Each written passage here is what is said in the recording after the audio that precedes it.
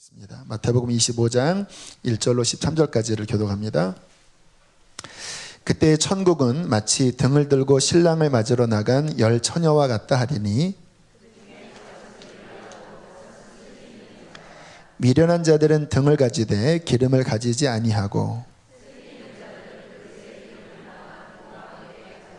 신랑이 더디 오므로 다 졸며 잘세. 이에 그 처녀들이 다 일어나 등을 준비할세.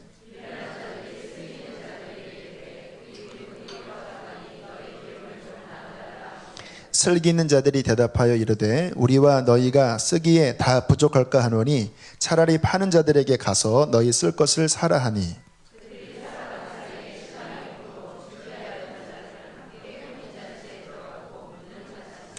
그 후에 남은 처녀들이 와서 이르되 주여 주여 우리에게 열어주소서.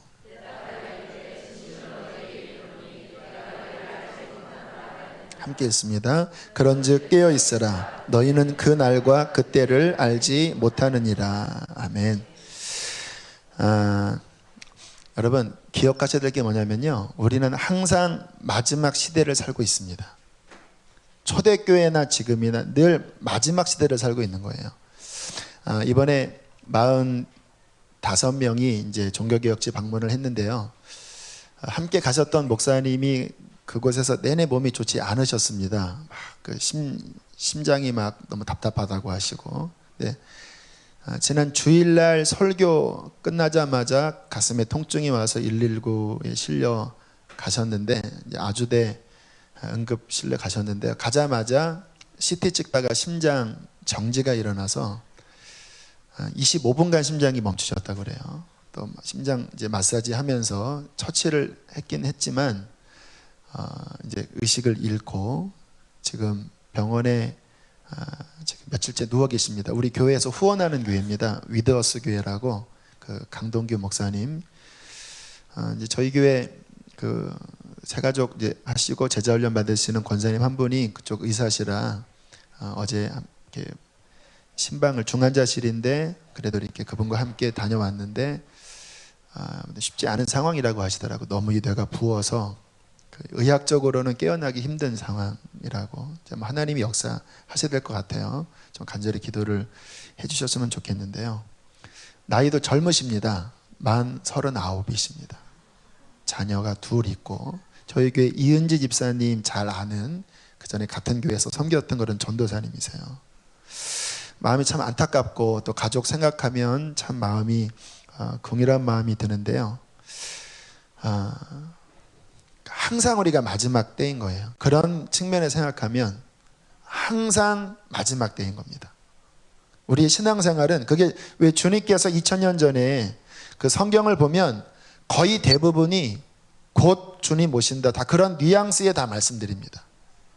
특별히 신약 성경은 거의 다 그런 내용이에요. 그래서 많은 사람들이 이거 공수표 아니냐, 지금 뭐 벌써 2000년이 지났는데, 그게 아닙니다. 그러한 측면에서 생각하면, 언제 우리가 인생이 마지막이 올 거라고 생각하는 측면에서 보면 항상 준비하고 있어야 된다는 거예요. 마태복음 24장 44절, 그런 측면에서 한번 주님의 급박한 마음을 한번 느끼며 읽어보실까요? 시작. 이러므로 너희도 준비하고 있으라. 생각하지 않은 때에 인자가 오리라. 현실적인 이야기입니다. 그러므로 너희도 뭐하고 있으라고요? 준비하고. 어떤 준비입니까? 주님 앞에 주님이 재림하시든 우리가 그 앞에 가든 주님 앞에 설 준비를 항상 하고 있어라. 언제 주님이 오시냐? 성경은 생각지 않은 때에 오신다고 말씀하십니다. 우리가 설마 했을 때, 지금은 아니겠지. 제가 어릴 때 봤던 그 외화 프로그램 가운데 여러분들 기억나실 거예요. 어느 날 갑자기라는 외화 프로그램 기억나시나요?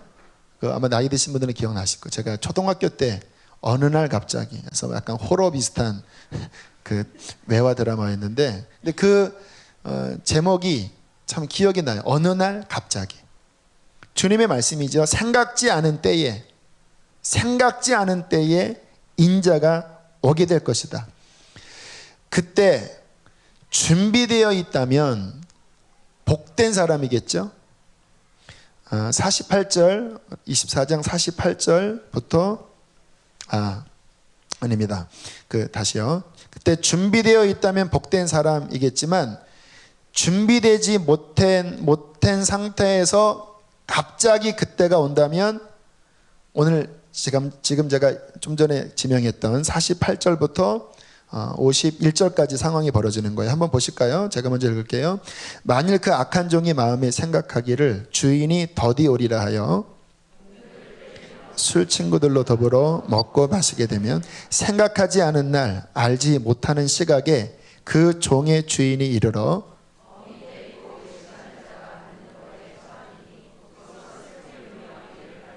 준비하지 못하면 이렇게 되는 거예요.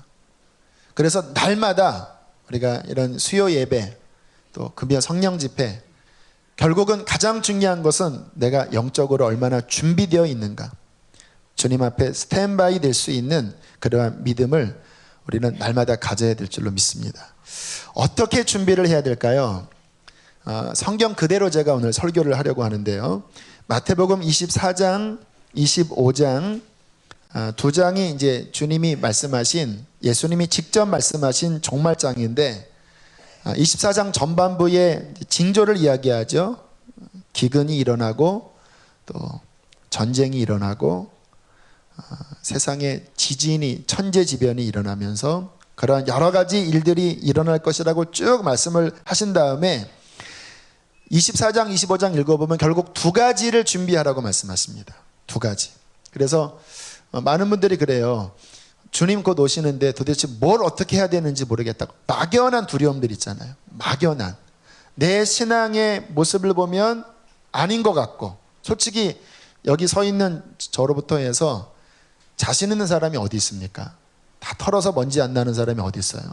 그러니까 늘 이런 말씀을 들으면 다 솔직히 마음이 불안합니다. 다 준비 안 된 느낌이 들어요.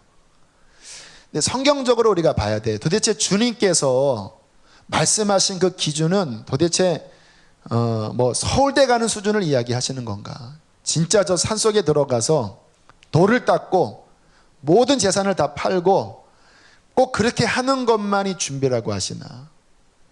여러분들이 그 기준을 알아야 우리가 불안하면서 막연한 불안함이 아니라 내가 준비가 정확히 됐는지 안 됐는지를 확인할 수 있을 것 아니겠습니까?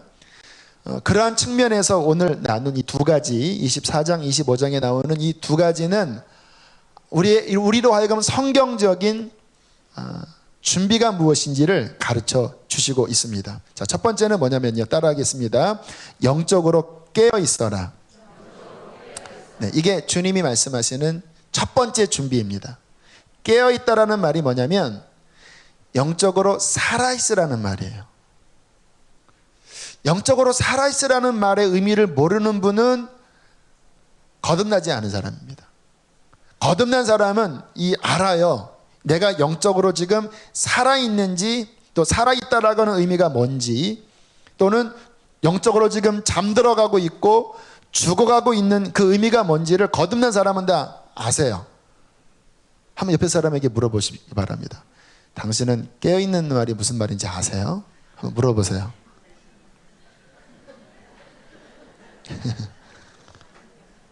아시죠?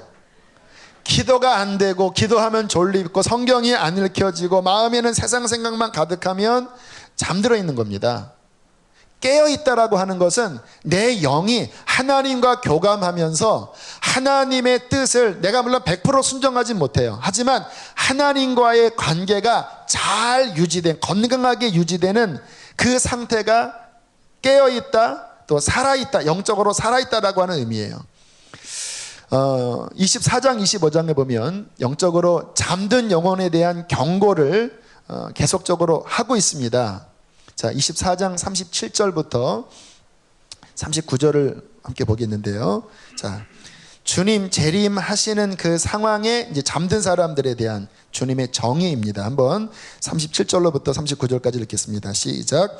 노아와 같이 인자의 임함도 그러하리라. 홍수 전에 노아가 방주에 들어가던 날까지 사람들이 먹고 마시고 장가들고 시집가고 있으면서 홍수가 나서 그들을 다 멸하기까지 깨닫지 못하였으니 인자의 임함도 이와 같으리라. 자, 여기서 보면 예수님의 재림 사건과 어느 때와 같다라고 이야기합니까? 노아의 홍수. 그런데 노아의 홍수 때 예수님이 어떤 모습이라고 이야기하냐면 좀 의아해요. 노아의 홍수 때 사람들은 살인했다 이렇게 표현하지 않습니다. 노아의 홍수 때 사람들은 간음했다 그렇게 이야기하지 않아요. 그렇게 이야기했으면 이게 우리가 참 악하구나 할 텐데, 오늘 주님께서 말씀하시는 노아의 홍수 때 또 주님의 재림 때의 모습을 보면 너무나 일상적인 상황입니다. 그렇죠. 홍수 전에 노아가 방주에 들어가던 날까지 사람들이 뭐 했습니까? 자, 여러분, 이게 죄입니까? 먹고 마시고 시집가고 장가가는 게 죄 아니잖아요. 이게 죄면 우리 다 지옥 가야 되잖아요. 이게 무슨 말일까요? 그 다음 절이 힌트입니다. 39절 읽겠습니다. 시작.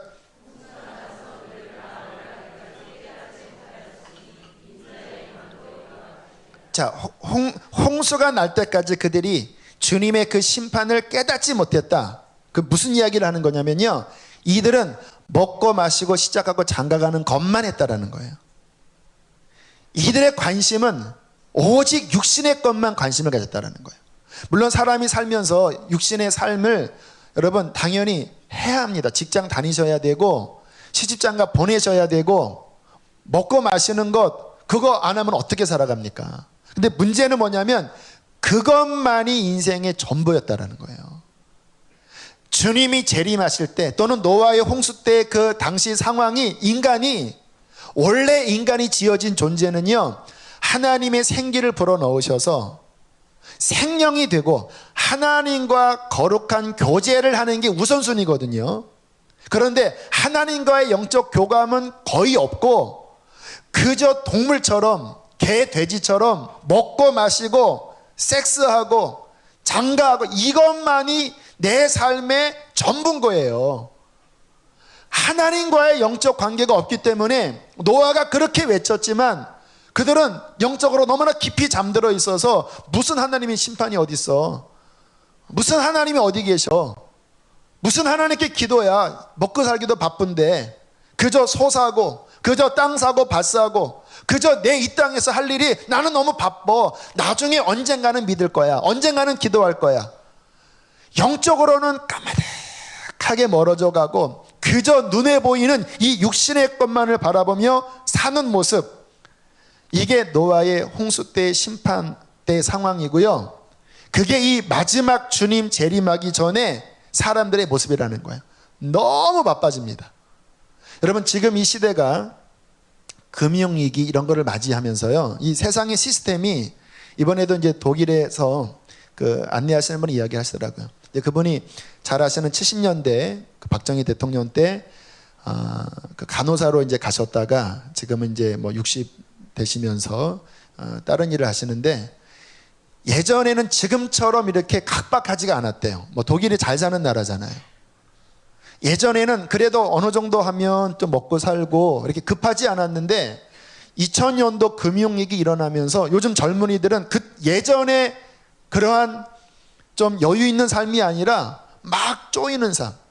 여러분, 세계가 경제적인 통합을 이루면서요, 사람을 종살이하게 만드는지 아세요, 여러분?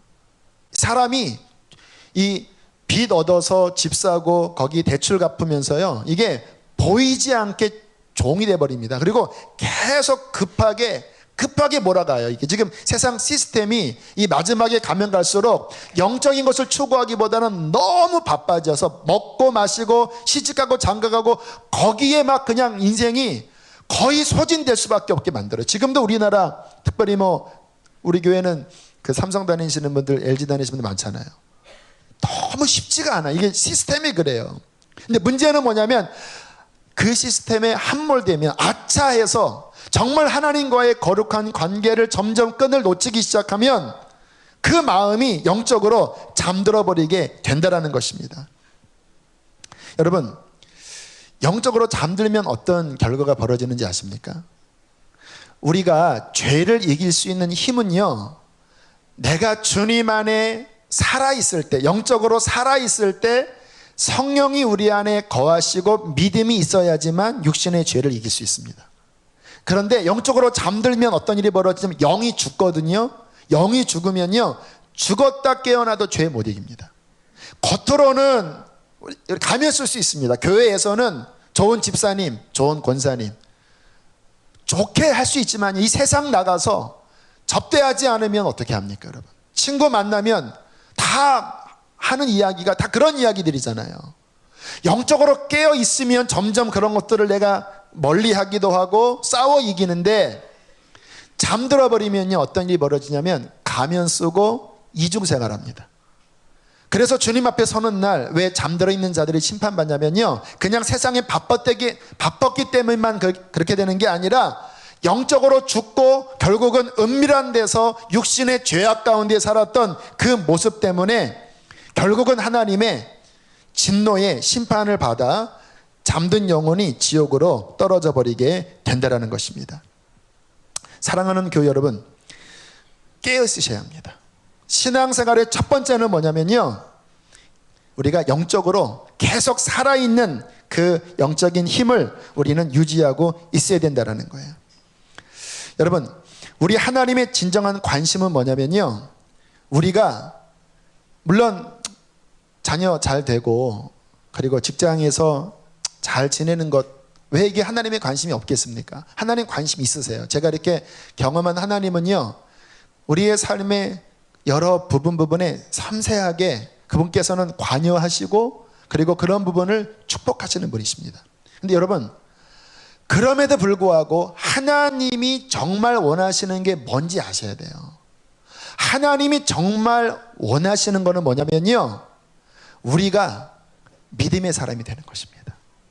정말 하나님의 그 뜻을 깨닫고 내가 주님 앞에 서는 그날 주님 앞에 칭찬받을 만한 정말 진정한 믿음의 사람으로, 그 영적으로 정말 속이 거듭나는 것, 이게 하나님이 우리를 향한 간절한 바람이에요. 그런데 사람들과 이렇게 이야기를 나누다 보면 여기도 아마 많이 포함되어 계실 것 같은데요, 너무나 그분 안에 있는 갈급함이요 세속적입니다.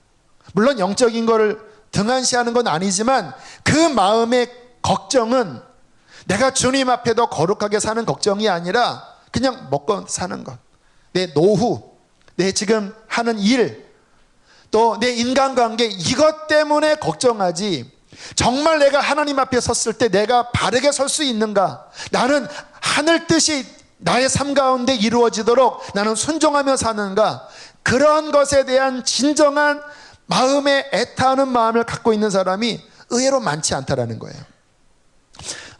제가 한 4년 전에 들은 간증인데요, 서울에 있는 한 유명한 교회 목사님이 암이 걸리셔서 이제 거의 사형선고 받으셨다가 기적같이 잠시 살아나셨습니다.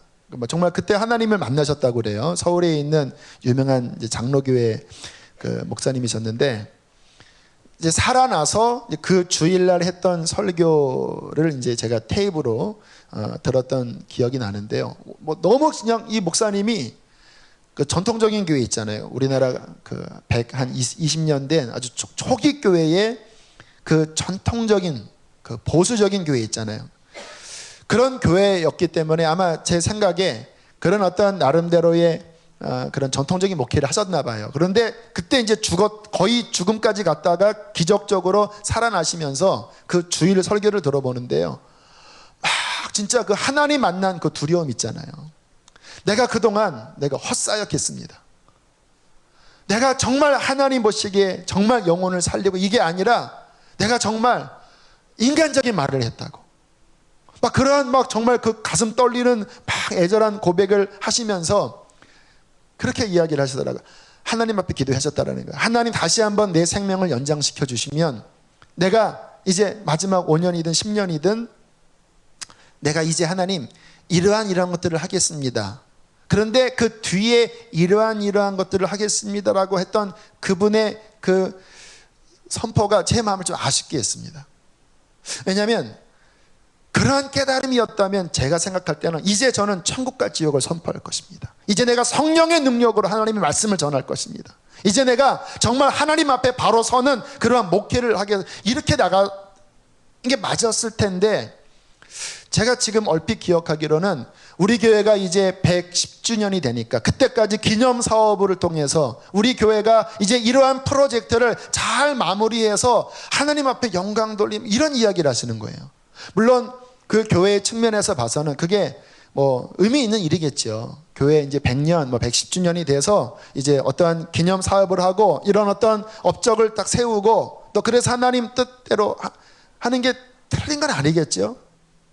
그런데 거기까지 갔을 때 하나님이 말씀하신 정말 하나님의 뜻은 더 본질로 들어가야 되는 건데, 더 하나님 앞에 정말 그의 하나님의 마음, 그 하나님의 깊은 그 마음을 내 인간적인 사고방식, 인간의 유전, 전통, 그 이성적인 어떠한 혼란한, 이제 더 이상 그런 것이 아니라 정말 하나님의 말씀 그대로가 가르치려고 하는 그러한 복음을 선포한다고 했으면 더 좋았을 텐데, 그렇게 설교를 듣고 이제 났는데 뭐 얼마 지나지 않아서 하나님의 부름을 받았다고 하는 이야기를 들었어요. 그 후로는 어떻게 됐는지는 모르겠어요. 어떻게 사역을 하셨는지는.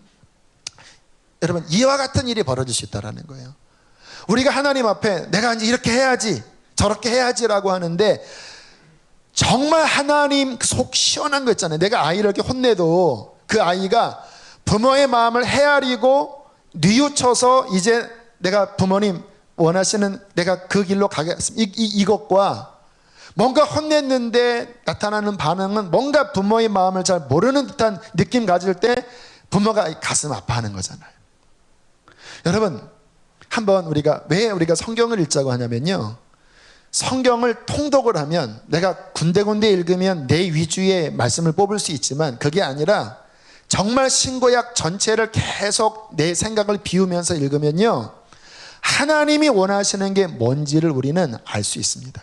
하나님이 원하시는 게 뭔지 아십니까? 우리 안에 예수만 남는 것입니다. 정말 믿음으로 사는 사람이 되는 거예요. 하나님의 말씀대로 사는 사람, 하나님의 영광을 위하여 사는 사람, 사도 바울처럼 내가 살든지 죽든지 주님 내 자존심이 아니라 하나님 내 몸에서 그리스도만이 존귀하게 되길 원합니다. 하나님, 내가 주님을 위해서라면 내가 다 버릴 수 있습니다. 하나님, 주님이 나의 전부입니다. 주님 한 분이면 충분합니다. 그 믿음의 사람으로 세워지는 게 하나님의 목적입니다. 그게 되면요, 나머지는 실은 다 정리가 돼요. 왜? 그게 목적이기 때문에. 그런데 이 주님의 마음은 우리가 받기가 두려우니까 어떻게 다 버립니까? 어떻게 주님만 남습니까? 어떻게 예수면 충분하다고 하는 그 믿음까지 어떻게 갑니까? 그러니까 우리가 가만히 보면요, 하나님 믿는다고 하지만 여전히 그 속에서는요, 내 야망, 내 정욕, 내 계획, 내 근심, 이거를 꼭 붙잡고 두려워서 주님께 감히 드리기엔 너무 무섭고 주님이 그거 달라고 하실까 봐 여기 이제 포장지를 합니다. 이렇게 이거 하나님 영광을 위해서 이렇게 해주시면 내가 이렇게 좀 봉사도 하고 딜하는 거죠. 많이 그러잖아요. 그 어떤 목사님 그 매형이 거의 뭐 그분도 이제 사형 선고 받았다가 기적적으로 기도원에서 살아나셨는데, 그때 이제 박보희 목사님 매형이신데요, 박 목사님 예언이 떨어졌대요. 하나님이 당신의 생명을 살리실 뿐만 아니라 미국에서 몇 대 가는 재벌이 되게 하실 것이다. 그러니까 뭐 수십 년 전 일인데 무슨 말이 되냐, 미국에서 무슨 몇 대 갑니까? 근데 이분이 실리콘밸리에서 교수하시면서 그때 이제 이렇게 주식을 사는 게 있으시대요. 그런데 그때 한참 IT가 팍 뜨면서 샀던 그 주식들이 하루에 엄청나게 드러나서 나중에는 뭐 이건 감당할 수 없는. 그런데 어느 날 기도를 이제 박 목사님이 하시는데 뭔가 좀 마음이 이상해서 전화를 해봤대요. 11조 하시냐고. 못 하신다고 그러시더래요. 여러분, 막 금액이 막 몇억, 몇십억 되면 11조 하기 어려우나요? 저는 그런 데는 안 생겨봐서 전 잘할 것 같은데. 그때 하나님 또 예언이 따라 쫄딱 망할 것입니다. 결국 망하셨대요. 이렇게 어떻게 망하셨는지 모르겠어요. 이게 사람이 이렇다라는 거예요. 막 죽기 전에는 그냥 생명만 살려주시면 그냥 감격하고 막 했는데, 이게 정말 하나님이 원하시는 그 마음이 점점점 변질되면서 내 안에 은밀히 육신에 놓지 못한 어떤 것들을 내가 꼭 붙잡고 이제 적당히 타협하는, 그러나 내 내면 안에는 내가 놓지 못하는 이러한 부분 때문에 결국 우리는 늘 앞으로도 못 가고 뒤로도 못 가고 늘 괴로워하는, 이게 우리의 마음, 여기 서 있는 저의 모습이 아니겠습니까? 이 지금 도전에서 자유함을 받을 자가 누가 있습니까? 여러분, 정말 우리의 신앙의 목적은 뭐냐면요, 진정한 믿음의 사람이 되는 것입니다. 주님 한 분이면 충분한, 주님은 그 믿음 되도록 주님 나를 깨트려 주십시오. 한 2달 전인가요, 캐나다에서 신앙생활 하시다가 이제 가족이 있어서 잠깐 이쪽에 오셨다가 2달간 저희 교회에서 예배드린 한 교우와 마지막 이제 가시면서 식사를 나누게 됐어요. 참 제가 감명을 받았습니다. 두 부부가 다 서울대 또 우리나라 명문대 출신이세요. 그런데 인생에 깊은 고난이 오고 하나님이 모든 것들을 다 끊으셨대요.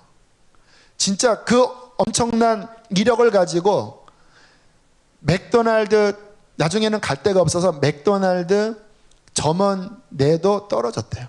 말이 되는 소리 아니잖아요. 하나님이 다 막으셨대요. 그리고는 둘이 정말 까마귀가 주님이 물어주시면 살고, 그리고 그 캐나다에서 몇 년 동안 정말 주님만 바라보고 사는 그 고난의 시간을 쭉 보냈는데요, 지금 진짜시더라고요. 저한테 고백하기를, 목사님, 저는요 주님이면 충분한 고백을 할 수 있습니다. 식사하면서 저한테. 그게 그냥 의뢰하는 게 아니라 이러한 긴 고난의 시간을 통해서 정말 부족하지만 주님만이 나의 만족입니다. 제가 그 이야기를 듣는데 마음이 찔리더라고요. 저 아직 안 되거든요. 주님이면 충분한가? 제 안에 저도 역시 두려움이 있고 제 안에 분명히 답은 알지만 여전히 이런 부분이 있거든요. 하나님께서 이러한 고난의 연단 과정을 통해서 정말 하나님의 마음을 알고 하나님이 원하시는 그곳까지 나아가는 이 귀한 믿음, 정말 찾아보기 힘든 믿음이지만 하나님이 그 고난의 시간은 힘들지만 그러나 영적으로는 얼마나 복된가라는 생각이 들었습니다. 사랑하는 교우 여러분, 주님 앞에 정말 온전히 깨어있고 서 있는 믿음이 되시기를 주의 이름으로 축복합니다. 깨어있으시면, 물론 우리가 그렇게 되지 못할지라도 내가 늘 깨어서 주님이 원하시는 그 마음을 헤아리고, 내가 부족하지만 주님 그렇게 되게 해주세요. 주님 그 길을 걸어가게 해주세요. 요즘 제 기도 제목이 그래요. 하나님 좁은 길을 좀 걸어가게 도와주세요. 주님 끝까지 주님의 그 마음을 놓지 않도록 좀 저를 도와주세요. 이게 요즘 저의 간절한 기도 제목이거든요. 그렇게 사냐고요? 못 삽니다. 여전히 제 안에는 여러 가지 복잡한 마음이 있습니다. 그러나 감사한 것은 깨어있기 때문에 그 마음을 붙잡고 살아간다면, 여러분 완벽하진 않아도 깨어있다면 우리는 우리의 삶에서 죄가 올 때 분별할 수 있을 것입니다. 또 죄에 넘어졌어도 깨어있다면 회개로 씻어낼 수 있을 거예요. 그 상태가 된다면 그 믿음은 주님 앞에 설 수 있게 될 것입니다. 여러분, 그러므로 우리는 무엇보다 깨어있기를 힘쓰셔야 돼요. 지금까지 제가 주님 앞에 몸부림쳤던 것은 가장 근원은 뭐냐면 깨어있으려고 했던 몸부림이에요. 이번 종교개혁지 반문도 그 12일, 13일의 여정이 하루에 막 100km, 200km 막 다니고 하는 여정이다 보니까 제가 걱정이, 기도할 시간이 없는데 어떡하나. 근데 하나님 기가 막히시죠. 새벽 4시, 5시면 어김없이 눈 뜨고요. 그리고 기도하고, 그리고 말씀 읽고, 물론 통성으로 저는 통성으로 기도하고 방언으로 해야 영이 풀리는 사람인데 그게 잘 안 하니까 영적으로는 그렇게 팍 풀어지지는 않았지만, 그래도 그동안 수십 년간 깨어 있으려고 했던 그 주님의 어떤 훈련들이 그래도 이게 잠들지 않도록 나를 지켜주는 거라. 주님 안에서 정말 사투 같은 몸부림으로 영적으로 죽으면 모든 것이 끝난다고 하는 절박함이 제 안에 있거든요. 내가 영적으로 죽으면, 기도가 죽고 말씀이 죽으면 나는 끝이다. 저는 그런 마음입니다. 여러분 그런 마음이신가요? 기도하지 않으니까 너무 편안하고 성경 읽지 않고 TV 막 드라마 보니까 너무 막 행복하고 그러시나요? 저도 그런 거 보고 싶어요. 또 뭐 볼 기회도 있습니다. 그런데 제 마음은요, 그러면 이 속에서 막 쪼여와요. 너 이러면 죽어. 너 죽어. 육신대로 살면 반드시 죽을 것이로되 영으로서 몸의 행실을 죽여야 너 사는 거야. 너 영적으로 죽으면 큰일 나. 막 이 마음이 막 쪼여오니까 다시 주님 앞에 막 가슴을 치면서 나아가게 하는 것입니다. 여러분 오늘 읽었던 본문을 한번 보세요. 자, 마지막 주님 앞에 서는 사람들의 특징을 그 열처녀의 비유로 들었죠. 자, 이 열처녀의 비유를 보면요, 자, 중요한 핵심을 뽑을 수 있습니다. 자, 7절부터 8절, 9절 세 절을 함께 읽겠습니다. 시작. 이에 그 처녀들이 다 일어나 등을 준비할세 미련한 자들이 슬기 있는 자들에게 이르되 우리 등불이 꺼져가니 너희 기름을 좀 나눠달라 하거늘 슬기 있는 자들이 대답하여 이르되 우리가 너희가 쓰기가 다 부족할까 하노니 차라리 파는 자들에게 가서 너희 쓸 것을 사라 하니. 자, 지혜로운 자와 어리석은 자의 차이가 뭐냐면요, 어리석은 자도 등이 있었습니다. 그 등에 기름이 있었을까요? 없었을까요? 있었어요. 왜? 불이 어떻게 된다고요? 점점 꺼져간다고 하면 불이 지금 기름이 있었던 거잖아요. 또 신랑이 더디었기 때문에 장시간 간 거예요. 그런데 문제는 뭐냐면 충분치 않았던 것입니다. 스페어가 없었어요. 그런데 지혜로운 다섯처는 뭐냐면 등만 가진 게 아니라 뭐까지 가졌습니까? 잔을 가진 거예요. 잔을, 보울, 그릇을 가진 거예요. 그래서 이 지혜로운 자녀는, 다섯 처녀는요, 지금 이 등 램프에 있는 기름 외에 스페어로 계속 틈만 나면 계속, 지금 신랑이 늦게 왔기 때문에 계속 부은 거예요, 실은. 그러나 부어서 줄어들면 어떠한 과정을 통해서라도 또 채우고 또 채웠어요. 그런데 정말 신랑이 올 때쯤 되니까 불이 꺼져갔는데 감사했던 것은 나머지를 넣으면 신랑이 올 때까지 충분히 가능한 분량이 있었고, 어리석은 다섯 처녀는 그 충분치 못한 부분 때문에 신랑이 오는 그 순간에 깜빡 했는데 결국은 충분치 못한 영적인 준비였기 때문에 주님을 맞이하지 못했다고 말씀을 하시는 거죠. 여러분, 이 마지막 때 깨어있는 준비는 뭐냐면 따라하겠습니다. 충분히 채워라. 너무너무 중요합니다. 막 어떤 분들 신앙생활 보면요, 거의 이렇게 막 죽기 전에 그냥 그 물 한 모금만 먹고 또 막 이렇게 사시다가 또 그냥 숨 한 번 이렇게 쉬고 또 물속에 들어가서 또 하시다가 주일날 하고 또 이러세요. 건강하게 이게 아니라 진짜 잘 참으세요. 너무 진짜 대단합니다. 일주일을 막 참아서 기도 안 하고 참아요. 이렇게 거의 막 죽을 것 같은데 주일날 그래도 막 외치고 설교하니까 하고 다시 거의 죽었어요. 근데 또 와서 제가 뭐 심폐소생술하고 그따 이러면 당신 주님 앞에 못 갑니다 했더니 하는데, 또 성경 읽는 것 같아요. 밥을 매일 이렇게 먹는 게 아니라 정말 그냥 요만큼 딱 먹고 거의 막 기절해서 막 죽어가다가, 아니 먹긴 먹어요. 말씀을 먹는 게 아니라 이 세상에 그 썩은 물을 먹는 거예요. 썩은 세상이 막. 여러분, 중요한 이야기를 하는 겁니다. 주님께서 우리에게 원하시는 것은 넉넉한 것입니다. 기름 부으심을 넉넉히.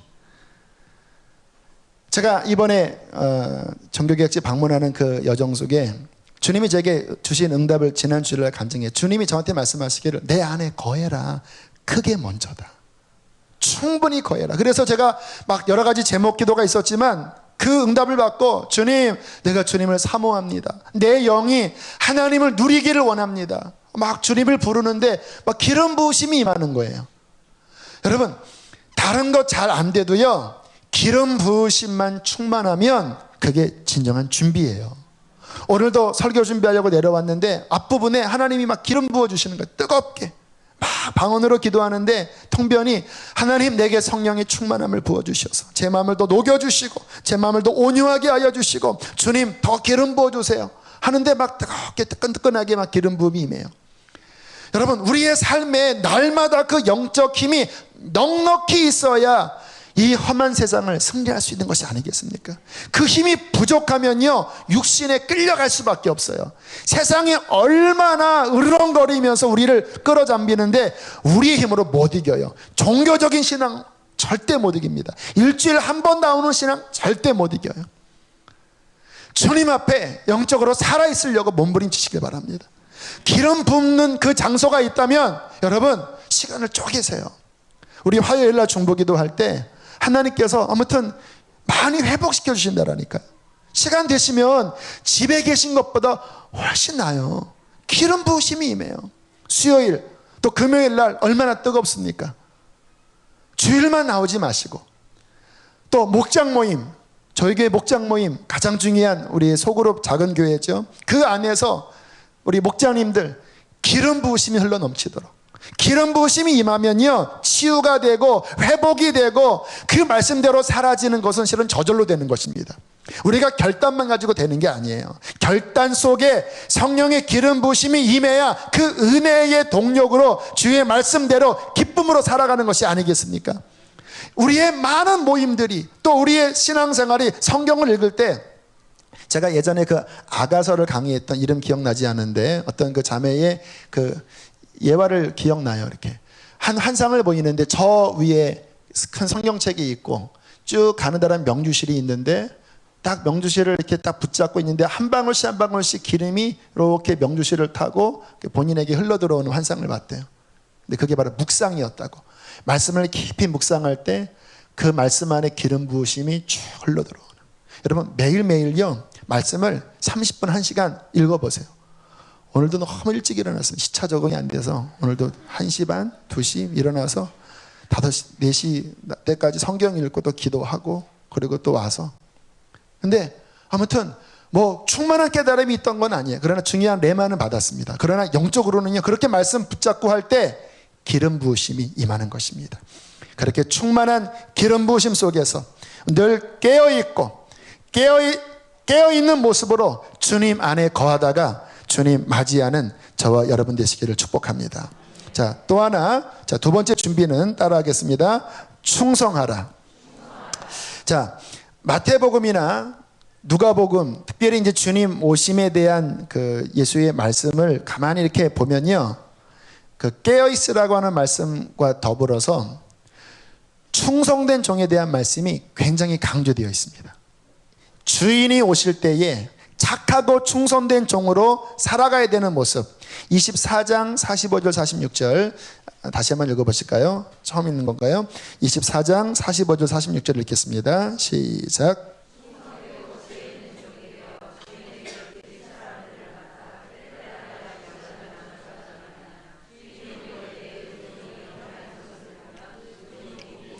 좀 구조를 알려드리면요, 24장 종말장 하면서 두 가지 이야기하거든요. 결론으로 깨어있으라 그리고 충성되라. 그런데 그 깨어있으라고 하는 말씀이 25장 1절로부터 13절까지가 그 깨어있으라고 하는 말씀의 이제 증보판이고요. 그 다음에 지금 읽었던 충성된 종에 대한 말씀이 그 증보판이 14절부터 나오는 달란트 비유입니다. 그러니까 두 가지예요. 영적으로 깨어있어라 그리고 충성된 종으로 주님 앞에 열심히 맡은 직분을 감당하고 있어라. 여러분 하나 중요한 거 정리시켜 드릴게요. 모든 거듭난 신자들은 사명자입니다. 우리 이 마귀가 속인 이 속임수가 뭐냐면요, 목사 따로 있고 평신도 따로 있고, 목사는 주의 일을 하고 평신도는 세상 일을 하고 일주일에 한 번 와서 헌금 내면 됩니다. 마귀의 속임수입니다. 전혀 성경적인 근거 없어요. 성경은 뭐냐면요, 모든 거듭난 그리스도인 안에 각각 성령께서 은사와 사명을 불어넣어 주셨습니다. 그리고 우리가 어떠한 모습이든 뭐 목사 그런 건 중요한 게 아니고, 어떠한 뭐 교사든 목자든 전도자든 뭐든 간에 하나님이 주신 그 내게 주신 달란트, 내게 주신 은사, 그 은사를 주님 앞에 가는 그날까지 주님의 공동체 안에서 열심히 발휘하며 살다가 주님 나라 가는 게 하나님이 만드신 그림이에요. 내가 거듭났는데 구원받았다고 하는데 전혀 하나님 나라를 위한 충성된 그 일이 없다면 성경적으로 봤을 때 문제가 있는 상황입니다. 저는 지금 성경적으로 이야기하는 거예요. 제가 말씀의 근거는 항상 성경이에요. 왜? 주님께서 오늘 말씀하실 때 뭐 목회자만 들으라고 하신 말씀들이 아니거든요. 모든 그리스도인에게 이야기를 할 때 앞부분은 깨어있으라, 뒷부분은 충성된 종이 되어라. 충성되고 지혜 있는 종이 되어 주인에게 그 집사람들을 맡아 때를 따라 양식을 나눠줄 자가 누구냐? 주인이 올 때에 주님이 언제 올 줄 몰랐는데 갑자기 들이닥치셨습니다. 여봐라 나 왔다 하고 딱 들어왔는데 지금 그 주인이 열심히 소매를 걷고 허리띠 딱 졸라매고 막 열심히 막 일을 하고 있는 그 모습 가운데 오셨어요? 와, 여러분 꼭 이렇게 되시길 바랍니다. 제가 막 열심히 설교하고 있는데 빰빠바밤 오셨어요? 와, 어떠한 모습인데 양육하고 있는데 오셨어요? 막 잠든 상태에서 하면서 막 그냥 세상에 축 빠져 있는데 오셨어요? 하면 안 된다라는 거예요. 주님 앞에 깨어있는 모습으로, 충성된 모습으로. 여러분, 각자에게 하나님이 주신 그 은사 또는 달란트가 무엇이냐 한번 잘 생각을 해보세요. 저 같은 경우는요, 정말 명확하더라고요. 처음 주님 만날 때부터 저는 성경을 아무튼 열심히 읽었다고 그랬잖아요. 근데 제 친구들이 영적으로 열려서 하는 말이, 대영아 너한테는 말씀의 은사가 있다 그랬습니다. 정말 그때 성경을 읽으면 많이, 그 어린 나이지만 많이 깨달아졌어요. 그리고 또 하나는요, 찬양이 좋았습니다. 저는 그래서 찬양 집회를 잘 다녔어요.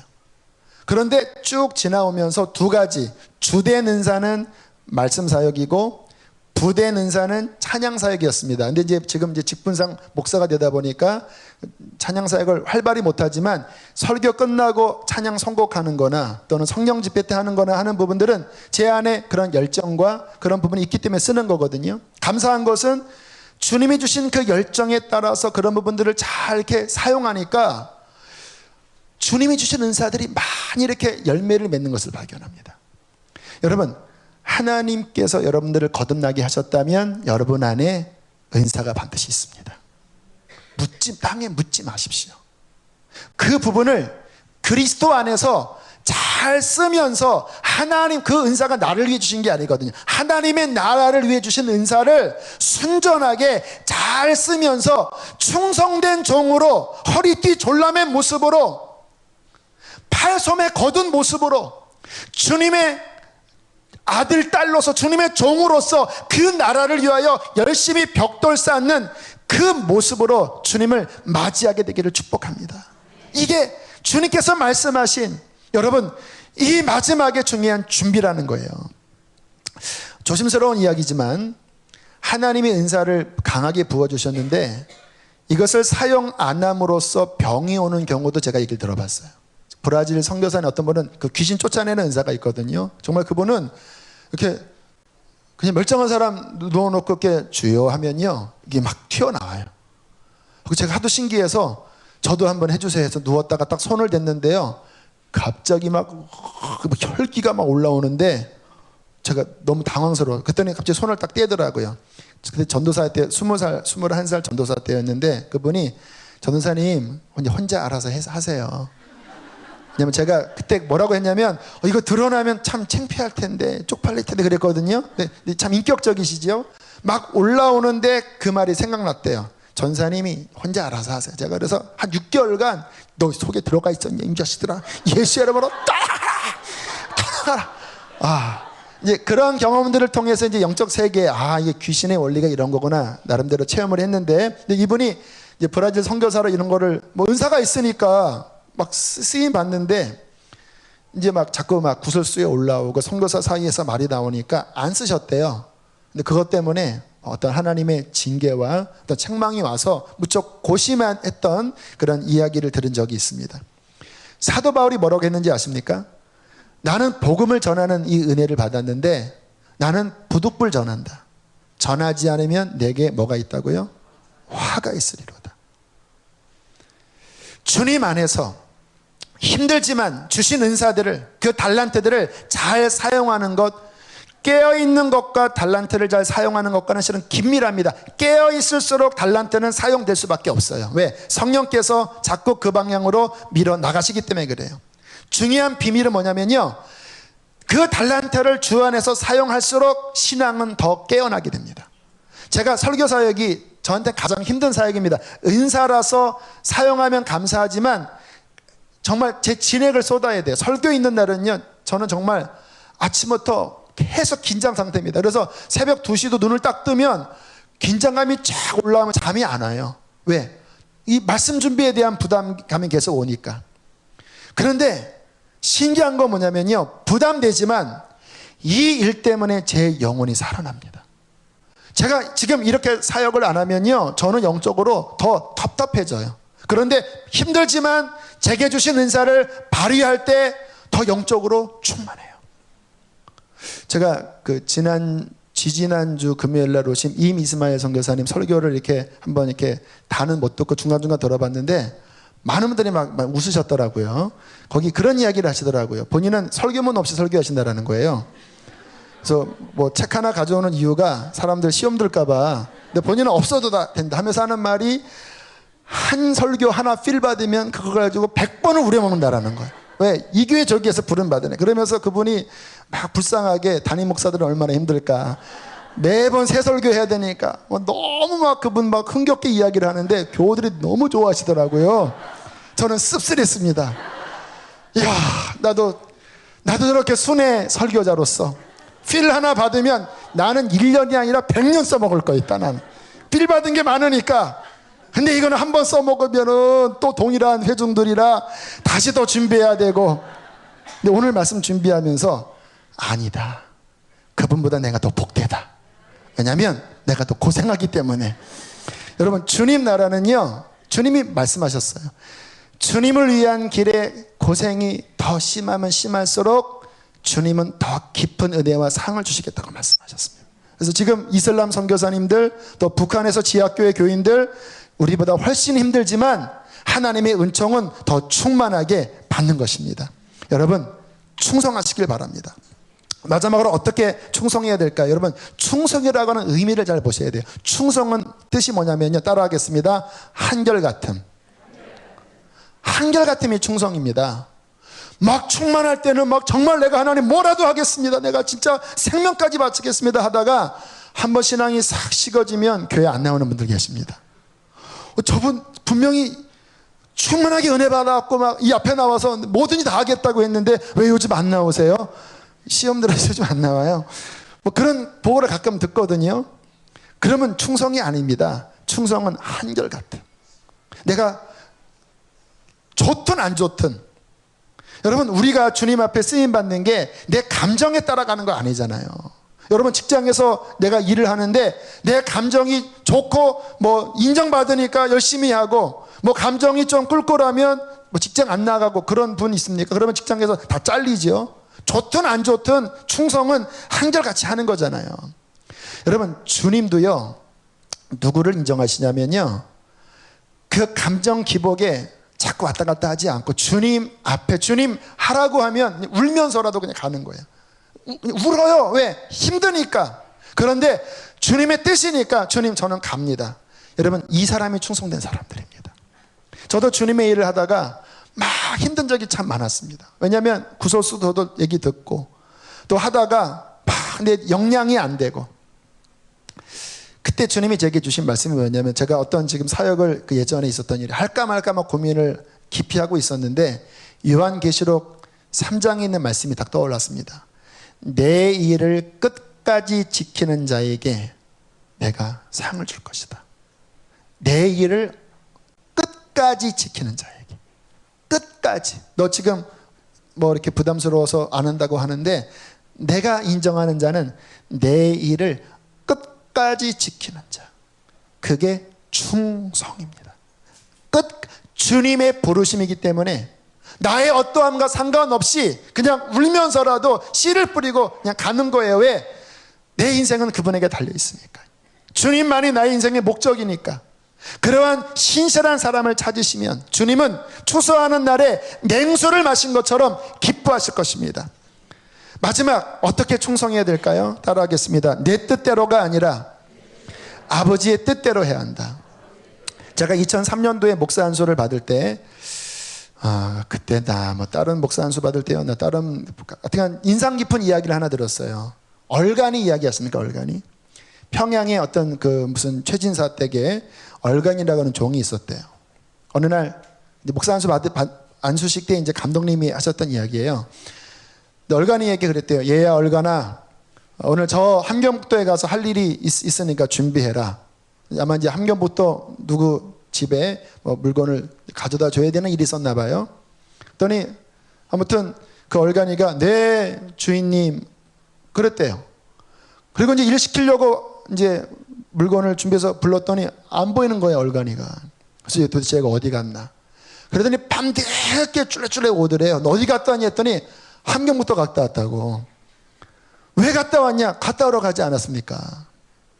아니, 내가 너한테 갔다 오라고 한 것은 내가 이거를 너한테 주고 갖다 주라고 하는 건데, 너 그 이야기를 하면서 그 감독님이 얼간이 목사 되지 마세요 그러시더라고요. 얼간이 뭡니까? 주님의 뜻을 듣긴 들었는데 그 다음에 내 뜻대로 하는 거예요.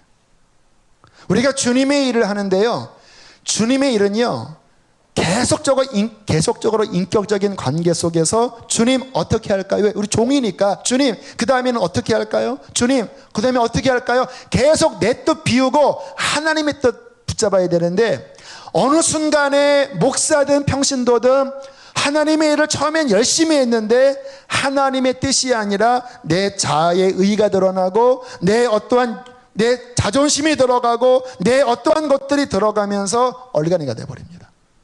제가 제일 조심하는 게요, 얼간이 목사 되지 않는 거예요. 그래서 저는요 지금도 성경을 끊임없이 보는 이유가 뭐냐면, 제가 제 나름대로의 경험으로 설교할 수 있어요.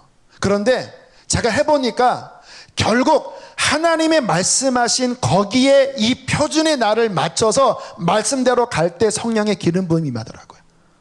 여러분, 내가 열심히 한다고 하지만요, 가만히 속을 들여다보세요. 왜 일하다가 지치고, 왜 일하다가 뭔가 문제가 생기고, 왜 일하다가 자꾸 뭐가 꼬이는지 아십니까? 환경이 문제가 있는 것만이 아니라 내가 어느 순간에 얼간이가 돼버린 겁니다. 하나님 계속 주님 그 다음은 주의 뜻이 뭡니까? 주님 내 자아가 드러나지 않게 해주세요. 하나님 주의 뜻 자꾸 구하면요, 제가 경험한 바로는 하나님이 말씀하신 뜻은 언제나 내 생각과 달라요. 내가 아무리 선하게 뭔가 주의 일을 하려고 해도 이게 자아로부터 나오는 것은요, 이게 일그러져 있습니다. 그런데 내 마음을 비우고 기도해서 주의 마음이 부어지면요, 그 마음은 사랑이고 그의 마음은 정말 하나님의 그 온전한 뜻이 말씀 안에서 우리에게 부어지는 거예요. 제가 이번 순례 기간 가운데 그 복음서를 읽다가 주님이 그 말씀이 계속 눈에 들어왔습니다. 그 천국 이야기를 하면서 주님이 이 어린 소자 하나 이야기를 계속 하시더라고요. 여러분 아시죠? 천국은 이 어린 소자 하나와 같다. 어린아이 소자 하나를 영접하면 나를 영접하는 것이고, 이 소자 하나를 실족해 하는 일은 이거는 연자맷돌을 매야 된다. 제 마음이 계속 깊이 와닿았어요. 그래서 제가 그 말씀 읽고 경건노트 쓰면서, 하나님 결국 하나님 나라 원리는 어린 소자입니다. 소자, 교회가 크든 작든 어린 소자 하나를 귀중히 볼 수 있는 마음이 내 안에 있다면, 주님 나는 주님 앞에 귀한 종이고, 어느 날 어린 소자를 함부로 대하는 교만함이 일어나면 주님 저는 아닙니다. 주님 도와주십시오. 오늘 이제 한 11시쯤인가요? 이제 주일 설교 준비를 나름대로 열심히 하고 있었는데 밑에서 연락이 왔습니다. 목사님, 어느 복지단체에서 목사님 뵙고 싶다고 두 분이 찾아왔습니다. 순간 갈등이 일어나는 거예요. 첫 번째, 말씀 준비해야 되는데 또 내려가면은 또 뭔가 또 도와달라고 하는 많은 이야기를 들을 텐데 말씀 준비에 지장 받을까 봐. 또 하나는 도대체 도와주는 그런 단체가 올 때 잘 믿지를 못하니까, 도대체 어디까지 잘 모르니까. 근데 제가 순간 제 속에서 내려가겠습니다. 그리고 그 밑에 깔린 말씀이 뭐였냐면, 그래, 누굴지라도, 어린 소자일지라도, 그래, 일단 만나야지. 그게 종이지. 그리고 내려갔더니, 30대 한 초중반의 그 여자 복지사와 20대 초의 어떤 청년이 같이 왔더라고요. 그러더니 이렇게 그 음료수를 딱 주시더라고요. 그래서 이거 드세요. 이제 보통 이제 그러면 그걸 받으면 부담되잖아요. 그래서 안 받습니다 하고 밀어넣습니다.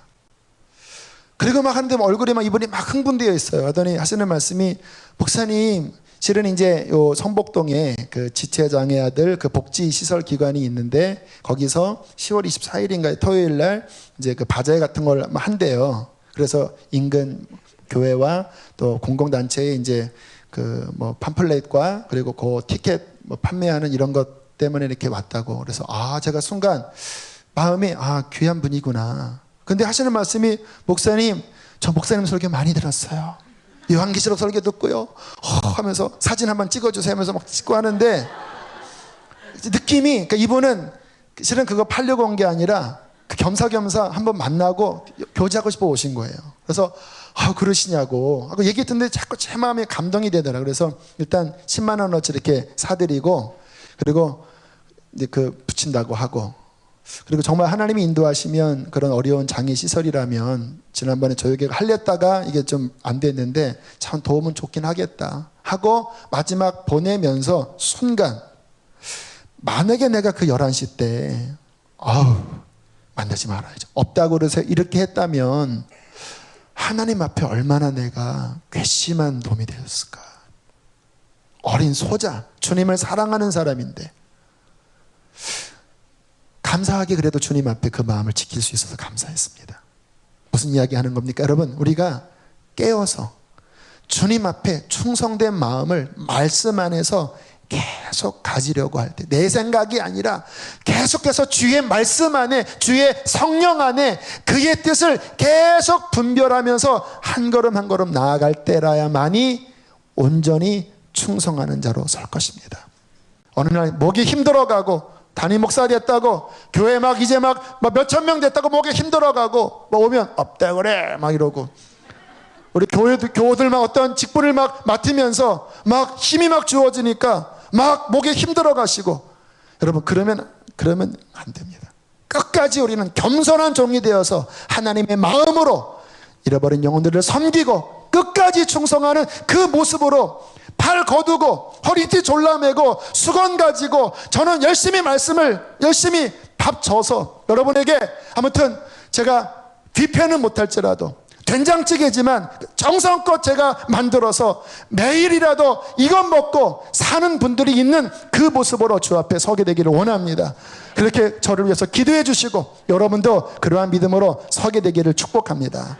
함께 이 시간 찬양하시면서 기도하겠습니다. 나 주님의 기쁨 되길 원하네.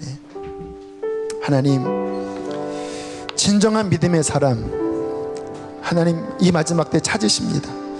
우리가 깨어 있어서 하나님 이 믿음의 삶으로 나아가게 하시고, 주님이 내게 주신 그 달란트를 땅에 묻어두지 아니하고 얼간이처럼 내 뜻대로 교만히 하는 것이 아니라 겸손하게 하나님 앞에 정말 충성스럽게 주님의 일을 하다가 주님을 맞이하게 하여 달라고 우리 찬양 부르시면서 함께 우리 시간 기도하시겠습니다.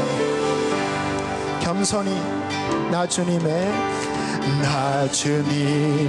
기쁨 되길 원하네. 마음을 새롭게 하소서.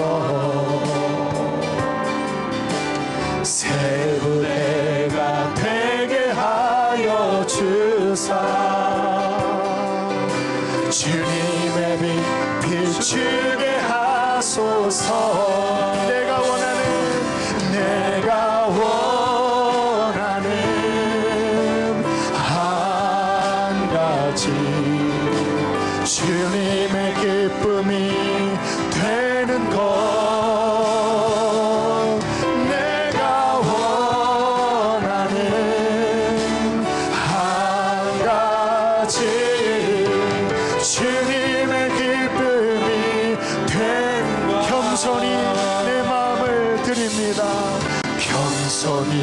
내 마음 드립니다. 나의 모든 것 받으소서. 새 부대가 되게 하여 주사, 새 부대가 되게 하여 주님의 빛 비추게 하소서. 주님의 빛. 우리 하나님께 손을 들고 마지막 고백하고 기도합시다.